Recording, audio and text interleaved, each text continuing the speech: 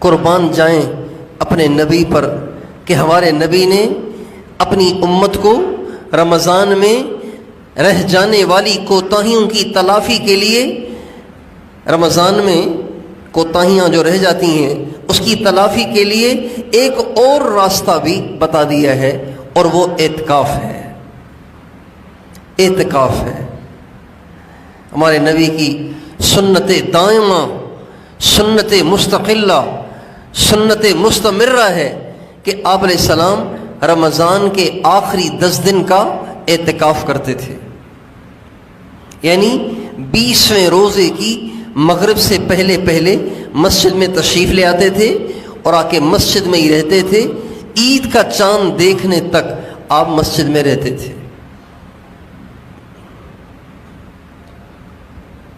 10 دن 10 راتیں آپ مسجد میں رہتے تھے، 9 دن بھی ہو سکتا ہے۔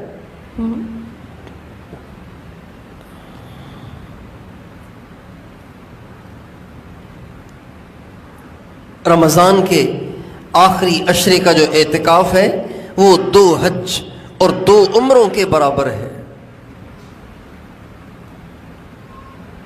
اور رمضان میں اعتکاف کرنے والے کی مثال بالکل ایسی ہے جیسے ایک شخص کسی کو پیغام بھیج رہا تھا، اس کو راضی کرنے کے لیے خط و کتابت جاری رکھے ہوئے تھا۔ جب خط و کتابت سے کام نہ ہوا تو آ کے اس کے دروازے پہ پڑ گیا۔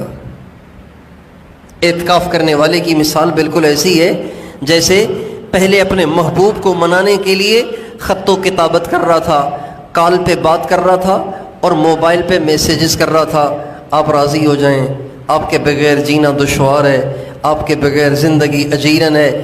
20 دن تو کی منتیں،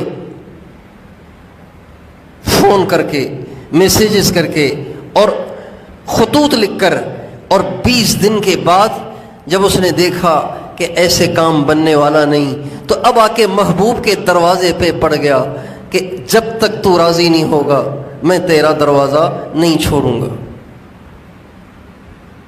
اعتکاف کرنے والا گویا محبوب کے دروازے پہ آ کے ڈیرا ڈال دیتا ہے۔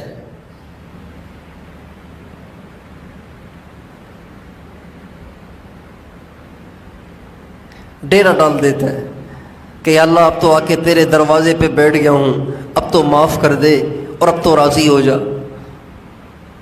ہمارے نبی کا ارشاد ہے المعتکف یعتکف الذنوب، جو اعتکاف میں بیٹھتا ہے پہلا فائدہ اس کا یہ ہوتا ہے کہ وہ گناہوں سے محفوظ ہو جاتا ہے۔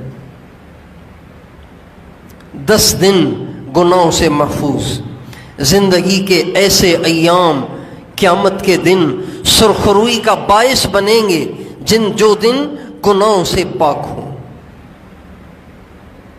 قیامت کے دن زندگی کے وہ ایام زندگی کے باقی ہزاروں ایام میں چمک رہے ہوں گے جو گناہوں سے پاک ہوں گے،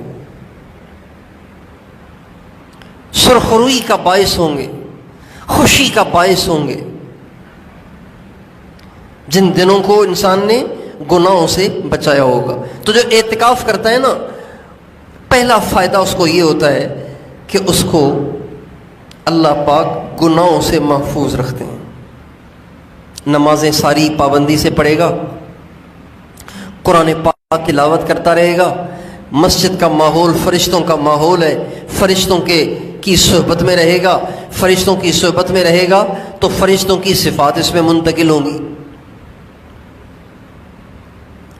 ذکر کرے گا، درود پڑھے گا۔ بہت سارے کام انسان ماحول کی وجہ سے کر لیتا ہے، بغیر ماحول کے نہیں کر سکتا۔ ہمارے نبی کی سنت تو یہ ہے کہ فرض مسجد میں پڑھا جائے، سنتیں گھر جا کے پڑھی جائیں، لیکن چونکہ ہمارے گھروں میں ماحول نہیں ہے اس لیے ہمارے حضرات کہتے ہیں بھائی سنتیں بھی مسجد میں ہی پڑھ لو، گھر جاؤ گے تو رہ جائیں گی۔ تو بہت سارے کام آدمی ماحول کی وجہ سے کر لیتا ہے، اور پھر ہمارے نبی نے فرمایا ایک تو وہ گناہوں سے بچا رہتا ہے، دوسری بات یہ کہ اس کو ان ساری نیکیوں کا اجر ملتا ہے جو نیکیاں اعتکاف میں بیٹھنے کی وجہ سے وہ نہیں کر سکتا. مثلا کسی جنازے میں شرکت کر لی، کسی جنازے میں شرکت کرنا، کسی بیمار کی بیمار پرسی کر لینا،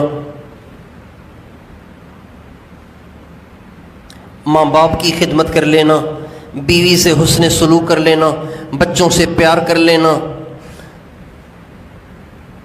اور جتنی نیکیاں انسان باہر رہ کے کر سکتا ہے ان ساری نیکیوں کا اس کو اجر ملتا ہے اعتکاف میں بیٹھنے سے. کتنی یہ زبردست بات ہے. بیٹھا ہوا ہے مسجد میں اور باہر کی ساری نیکیاں کما رہا ہے. اور پھر اعتکاف کا ایک فائدہ یہ ہے کہ اعتکاف میں بیٹھنے والا شب قدر کا اجر تو پاتا ہی پاتا ہے. کیوں؟ اس کی وجہ یہ ہے کہ ظاہری بات ہے جو مسجد میں اعتکاف کرے گا ساری رات سوئے گا تو نہیں، کچھ تو عبادت کرے گا نا. اتنا نکما تو کوئی بھی نہیں ہوتا کہ ساری رات سوتا رہے، کچھ تو عبادت کرے گا. لیکن اگر کوئی میری طرح بہت ہی نکما ہے کہ اعتکاف میں بیٹھا ہوا ہے لیکن عشاء پڑھتے ہی سو گیا، ایک رکعت بھی اس نے نہیں پڑھی، تو یہ بھی تو حدیث میں آتا ہے نا کہ اعتکاف والا سویا ہوا بھی ہو تو وہ عبادت میں لکھا جاتا ہے.